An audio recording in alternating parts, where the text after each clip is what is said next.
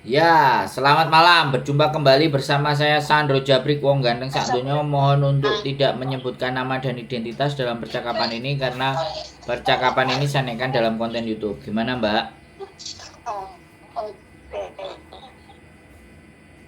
Ini Mas, aku mau cerita. Halo? Sinyalnya nggak keren, Mbak, sampai sinyalnya remuk. Aku kan punya teman tuh, anak luar. Punya teman anak luar. Bentar, aku kan punya teman anak luar. Nah, dia itu, abang, dia itu kan ngomong sama aku. Kan ngomong sama aku, terus aku tak telan segera dulu biar. Halo? Ngomong sama aku, kamu punya teman nggak mau pinjam uang gitu kan? Terus? Terus tak baca kan, ini kan teman tapi seribunya 205 kali ini lah, temanku ada 2. Itu total semuanya mereka itu 18.000 utang sama dia. Terus selang 1 bulan dia bulan pertama bayar bunga itu lancar, bulan kedua ketiga dia nggak ada bayar, otomatis kan aku yang bayar mas. 4.500 itu selama 1 tahun mereka udah kabur semua dua-duanya ini. Aku turun ke majikan katanya ya udah pinjam ini pulang ke Indo. Terus aku nggak mau lah bayar, udah 1 tahun ini aku bayar sama dia 4.500. Terus dia ngomong lah, ngomong sama kakekku tanya sama aku ngomong bukan utangku, itu utang temanku gitu kan. Tapi orangnya udah kabur. Nah setelah itu banyak orang makan di restoran, dianya itu ngamuk-ngamuk lagi pas majikanku di situ di restoran. Majikanku sih nggak marahin aku, cuma marahin ini dia orangnya ini. Itu salah sendiri, uang segitu banyak dipinjami orang, sekarang mereka nggak ngembaliin, malah kamu ngamuk-ngamuk gitu kan. Kalau majikanku ngancam kalau dia ngomong lagi sama aku, nanti kamu yang tak marahin. Sampai sekarang orangnya ngedal-ngedal terus suruh aku bayar, tapi kan aku nggak mau. Udah 2 tahun, udah 1 tahun ini aku udah bayar 4.500 kali 12 berapa aja. Aku nggak mau bayar, dianya sih masih kerja di sini di biasa di restorannya kakekku, masih ngejual terus aku tagihin. Itu solusinya gimana mas? Aku juga bingung. Kayak punya kepikiran aku mau apa? Itu loh keluar dari majikan ini mau cari majikan lain itu sampai pusing aku. Halo? Udah. Nah, Waktu semen bayar ada resitnya.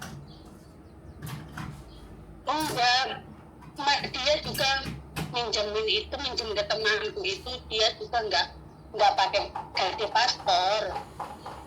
Cuma kan aku ada saksinya satu lagi yang kadang kan aku nggak langsung ngasih duit ke dia, tapi kadang kan ke temanku yang satunya lagi ini kasihkan dia gitu kan, dia nggak tahu. Sering aku bayar lewat dia gitu, tak suruh ngasihin gitu loh. Selama 1 tahun itu nggak gitu. punya resit tapi semen Nggak punya. Tapi kan aku punya bukti uang itu tak kirim ke temanku yang kabur itu, aku punya bukti. Jadi artinya kan sampean udah menyelesaikan tanggung jawab sampean. Iya, selama 1 tahun ini, tapi dia ngejar terus, suruh dibalikin bunganya, suruh dibalikin pokoknya. Nah aku mana ada di segitu banyak, 18.000 bunganya dari dari bulan 2 aku nggak bayar. Bulan 2 ke bulan 1 itu aja 18.000, ditambah lagi bunganya dia sampai 23.000. Aku tadinya aku Petrus kan takut aku diintermini sama majikan, dia kan ngajak ntar kamu tak bilangin majikan loh gitu kan. Kalau aku kan takut jadi tak bayar Petrus sampai 1 tahun, masa aku kerja buat bayar dia mulu gitu kan. Terus aku biarin diintermini gitu.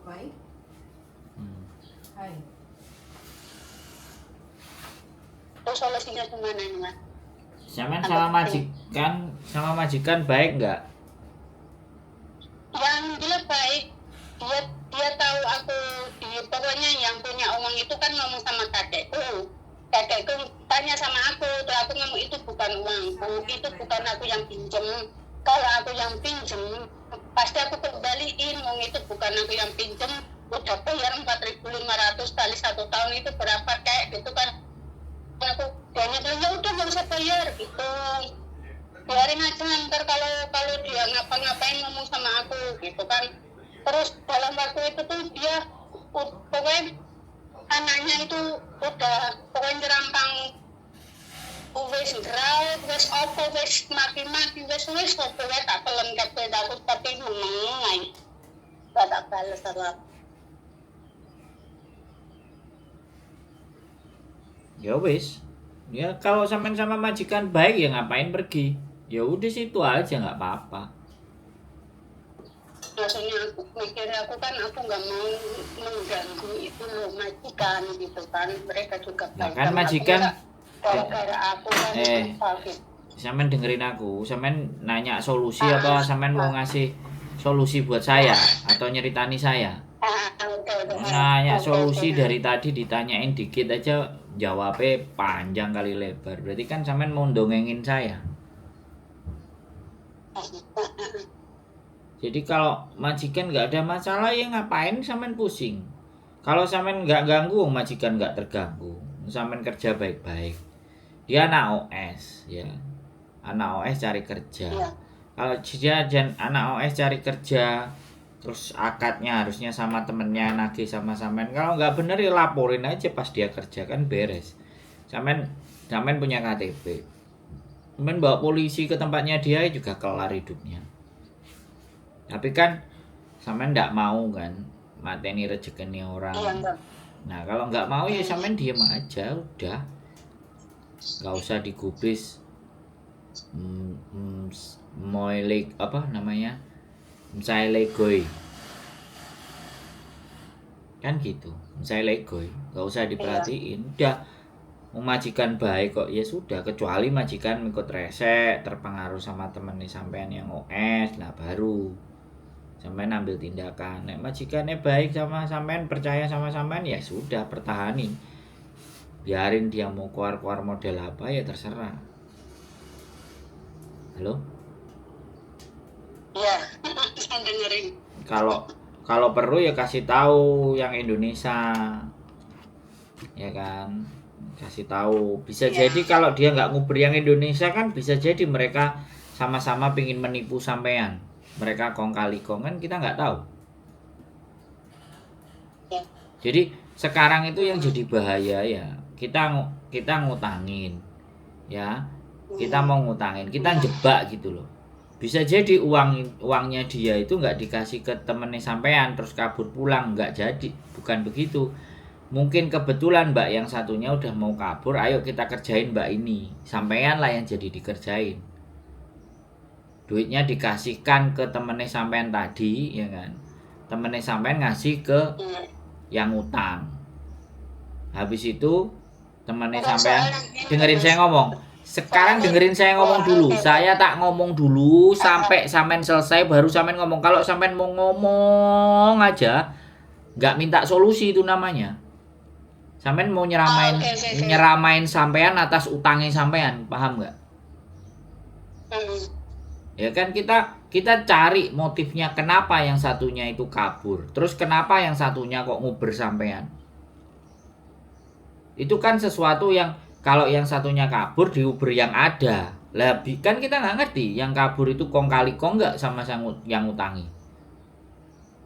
Kalau mereka kong kali kong kan berarti mereka hanya ngerjain sampean untuk memeras sampean. Kalau yang ngutangi bener kan otomatis nggak sampean. Moyong nagih ke sampean kan. Mesti nagih nang koncone wong sing gawe dhuwit kancane. Lah iku kok sing ditagih panggah sampean wong kancane jelas mulai Indonesia. Dek gak nyari temen yang utang itu yang di Indonesia, berarti kan kita boleh kan kita berpikir jelek kayak gitu. Iya. Sekarang itu yang bahaya yang ngerjain kayak gitu. Kita itu dikerjain. Kita yang orang baik kita dikerjain. Bisa dipahami nggak? Bisa. Harusnya yang ngutang temennya ya nyarinya temennya, ngapain nyari sampean? Kecuali Katanya itu urusanku, aku gak mau tahu. nah, kecuali sampean bertiga. Duitnya dikasihkan ke sampean. Separuh apa berapa? Kalau 18.000 misalnya. Sampean 9.000, temennya sampean 9.000 ya kan sampean bayar yang 9.000, yang 9.000 temennya enggak. Kalau sampean sudah tanggung jawab sampean 9.000 udah kelar ya ngapain ditagih lagi. Makanya risit itu penting. Ini loh yang aku kadang-kadang diceritain anak-anak utang semuanya nggak pegang resit. Semuanya nggak pegang bukti. Terus gimana kita mau melawan? Pas utangnya itu juga gak ada tanda tangan juga, Nah. nggak ada jaminan apa-apa. Kalau nggak ada apa-apa ya mending nggak dibayar apa-apa. Karena memang nggak ada semuanya, nggak ada hitam putih kan, nggak ada foto, nggak ada video. Itu kan bisa jadi sampean yang dikerjain. Sampean yang dikerjain. Makanya sekarang bukti itu video. Kalau memang mau minjemin. Tapi kadang-kadang udah diceritakan, udah kasusnya udah kelar, udah selesai, udah tinggal jalan, tinggal repotnya aja. Saya kebagian susahnya aja, repotnya aja, tapi ya nggak apa-apa, tak naikin di konten bahwa apapun kalau berurusan dengan uang itu resit. Hongkong itu loh kayak gitu, bayar berapa repes aja loh, berapa dolar aja kan dikasih resit. Kenapa kita nggak belajar dari itu toh mbak? Kalau semuanya nggak ada apa-apanya ya sudah, dia mau lapor polisi, mau lapor apa, suka-suka dia, terserah kamu. Lagian dia OS, sampean di dalam. Secara hukum aja sampean wis bener. Secara hukum dia yang salah gitu. Jadi aku rasa sih mereka ngerjain. Kalau itu bener ceritanya sampean loh ya, sekali lagi. Karena aku nggak ngerti yang bener sampean atau yang bener yang sana. Ya inilah nek telepon sama aku. Orang yang cerita itu juga belum bisa aku benarkan karena aku tidak mendengar dari dua belah versi, bener nggak? Versinya dari sampean tok, makanya aku bilang ya gak usah dipusingkan dengan majikan, wis tetep lanjut aja. Kecuali sampean wis mas aku pengen ganti aja, nah itu beda urusan. Tapi kalau utang ini majikan percaya sampean ya ngapain pergi, udah. Sampai itu majikan ngomong kalau itu utangmu, ngomong tak pinjemin, pinjemin uang kecil ntar kamu, maksudnya ntar kamu bayar ke aku bilang nggak usah, uang itu bukan utangku kok. Kalau utangku aku nggak perlu minjem kamu, udah tak bayar tiap bulannya, uang bukan utangku, kamu mau minjemin aku nggak usah gitu. Aku ngomongnya kayak ya udah, berarti kan dia percaya sama sampean, ya sudah, nggak usah dipikirin. Bisa jadi orang-orang yang mau ngerjain sampean itu juga tahu kalau majikan sampean baik. Ya aku nggak ngerti sampean cerita apa saja kepada mereka bertiga sehingga akhirnya mereka soalnya mereka itu kalau libur sering main ke sini.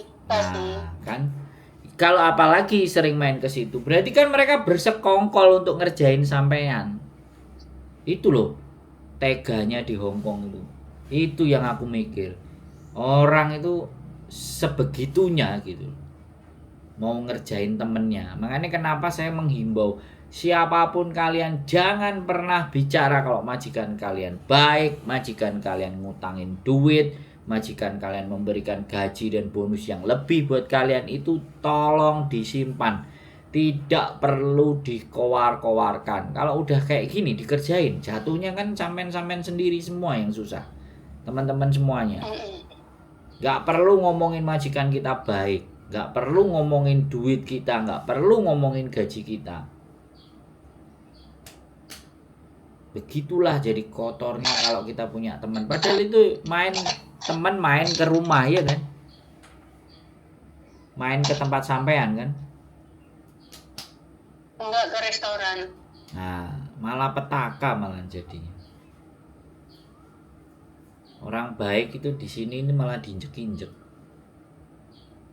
Iya, aku dulu diam, tak kasih 4.500 sampai 1 tahun kan takut majikan intermini. Kalau dari dulu majikan, aku tak majikan nggak ngurusin dia ya aku nggak bayar dari dulu.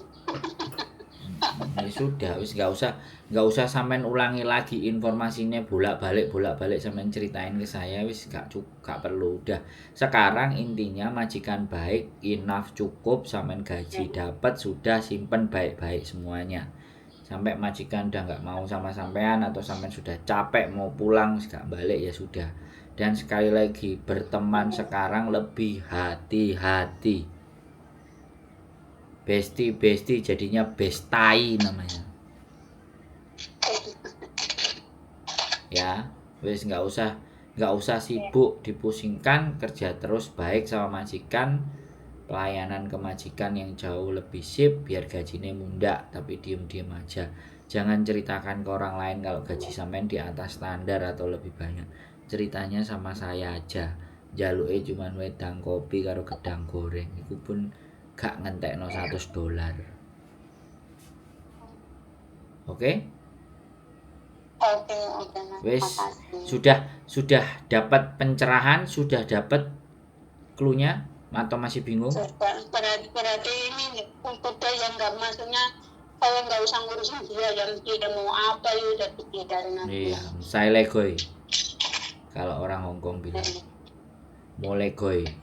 Gak usah dipikirin. Pikirin anak, pikirin keluarga di Indonesia, dan sampean pikirkan kalau pulang nggak usah balik lagi ke Hongkong gimana caranya. Itu yang wajib dipikirkan.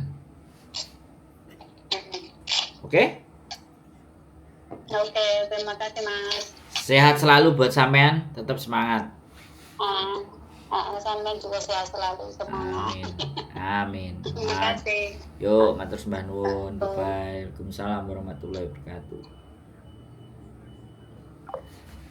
Oke, teman-teman semua ya inilah besti jadi bestai. Makanya buat teman-teman semua sekali lagi ya, apapun ceritanya kalau sudah mulai pertemanan itu mulai baik-baik dan mulai ngomongin masalah uang,